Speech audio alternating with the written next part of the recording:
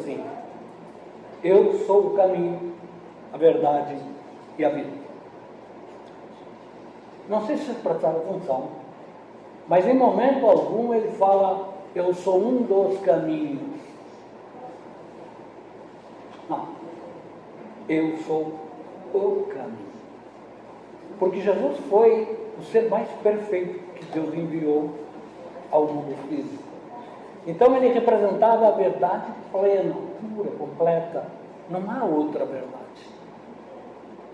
E ele diz assim: ninguém chegará ao Pai senão por mim. Logo, a gente às vezes fica criando atalhos, tentando chegar mais rápido. E na verdade a gente está fazendo o jogo do ego, do superego. Mas não estamos seguindo o caminho do Mestre. E o caminho de Jesus está escrito no seu Evangelho. Ele deixou esse roteiro para tudo. O Evangelho de Jesus representa a lei de Deus. E a lei de Deus, ela foi criada para conduzir os homens à perfeição. Estando a lei divina representada pelo Evangelho de Cristo, é só seguir o Evangelho. É fácil? Não. Mas ninguém falou que é. É com sacrifício. Mas ninguém vai crescer espiritualmente no planeta de braços cruzados. Nós fomos criados simples e ignorantes para chegar à perfeição por nosso esforço. Somos nós que temos que fazer a tarefa. Então, o que a doutrina espírita faz com todos nós? A questão da fé raciocinada significa eu esperar algo da providência divina, porque eu sei como essas leis funcionam. Então, eu sei que eu vivo mergulhado na lei de ação e reação, então, dependendo do que eu fizer, a vida vai responder na mesma medida. E às vezes a vida está me maltratando. E eu estou tristinho, não compreendo por quê.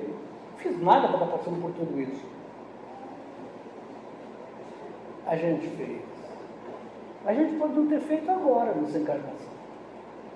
De uma encarnação para outra, a gente não consegue diluir todas as áreas de sombras que nós trazemos conosco. Então a gente volta para o mundo espiritual levando isso. E quando reencarnamos novamente,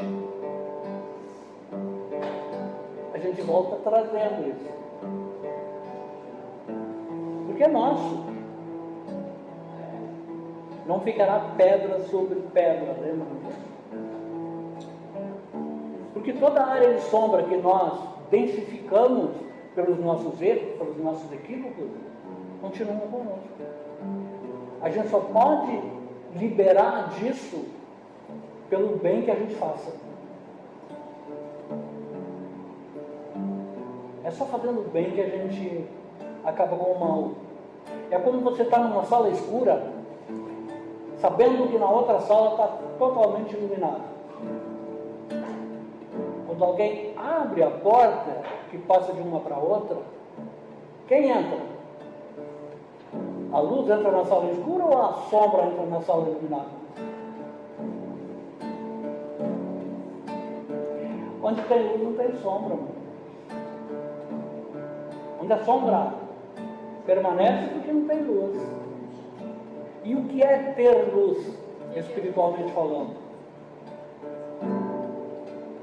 É ter conhecimento. E ter sabedoria, que não é a mesma coisa.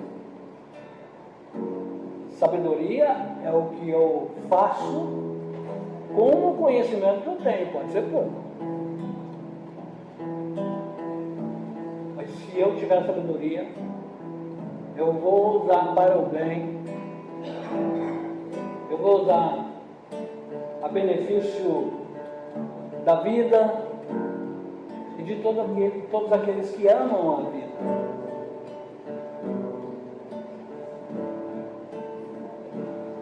A lei de Deus, portanto, foi feita para conduzir os homens à perfeição. Já a lei dos homens Ela foi criada para servir as paixões e para dominar os homens.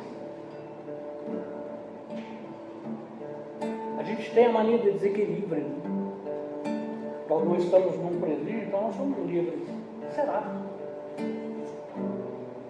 Que tipo de liberdade eu estou buscando? Tem muita gente nos presídios mais livre do que muita gente na rua. O que liberta é o saber, o que liberta você está livre da consciência de culpa. Isso é prisão. Consciência de culpa é prisão. E não serve para nada. A consciência de culpa nos faz andar em círculos. Nós não avançamos para lugar nenhum. Porque muitas vezes nós nos condenamos pelos erros que cometemos e não nos damos conta de que errar é profundamente natural na nossa caminhada. Como nós não vamos errar? Nós estamos no início da caminhada evolutiva. Só que quando cai a ficha e eu noto que errei, eu tenho que ter a coragem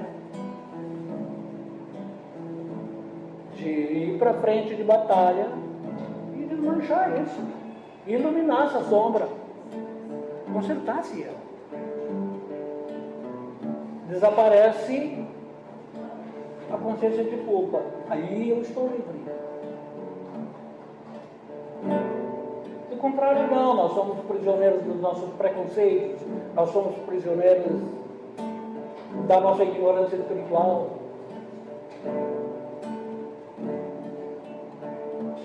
Mas para que a gente consiga chegar nesse patamar, meus amigos, eu digo uma coisa para vocês por experiência própria. Não que eu já tenha atingido o topo desse patamar, eu estou buscando desesperadamente. Mas não se consegue isso sem se colocar um pouco de poesia na alma. Um pouco de poesia em nosso coração.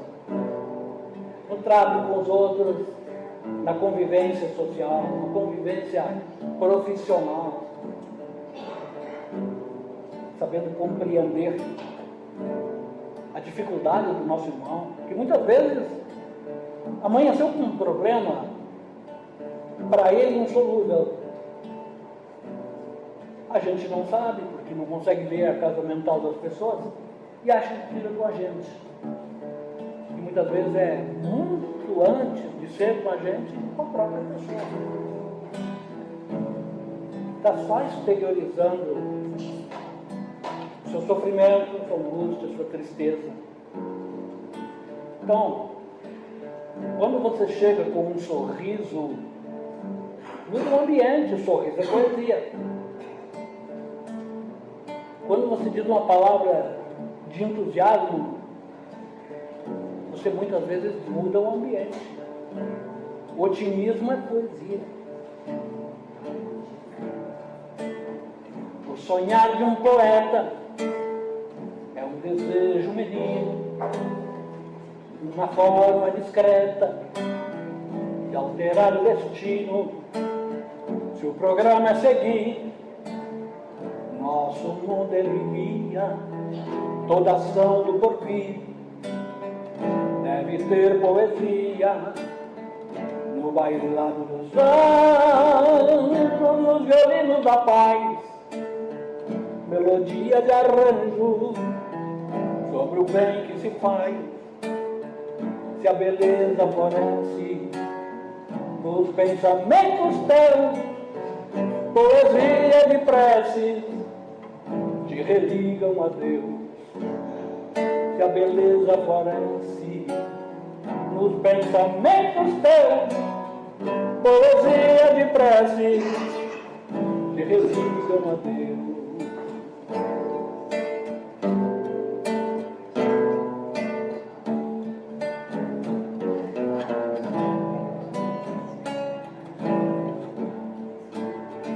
Renasci na esperança para ser proativo, promover a mudança no contexto onde vivo. Gratidão todo dia pelo amor que cultivo, que é um sol que irradia para o bem coletivo. No bailado dos anjos, nos violinos da paz, melodias e arranjos sobre o bem que se faz. Se a beleza floresce nos pensamentos teus, poesias e preces te redigam a Deus. Se a beleza floresce nos pensamentos teus, poesias e preces te redigam a Deus.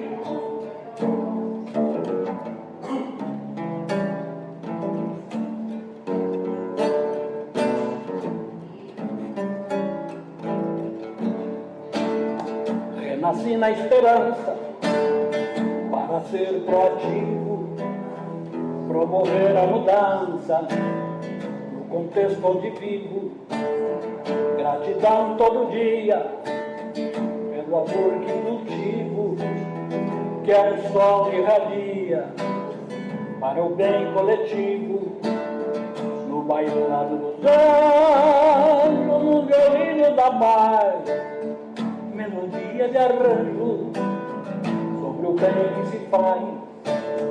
Se a beleza floresce nos pensamentos teus, poesia de prece te redigam a Deus. Poesia de prece te redigam a Deus. Poesia de prece te redigam a Deus. Obrigado, vó!